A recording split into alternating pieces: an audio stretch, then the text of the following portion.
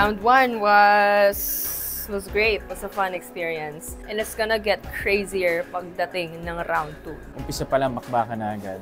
Kaya what more sa mga susunod na round? Dapat maganda talaga sila. Round 1 pa lang talaga, mahigpitan na, banatan na talaga. Kung banatan to, talagang akong laglagan. So, mas patindi pa po ng patindi hanggang sa tumatakbo pa po ang mga weeks natin na darating. Ang masabi ko sa round 1, this season, it's so nice to see both fresh faces at yung mga bumabalik na clashers to still pursue their dreams. Ang saya-saya ng ating bagong season and marami na naman po kami pasabog. So parating yung abagan ang ating The Clash 2024.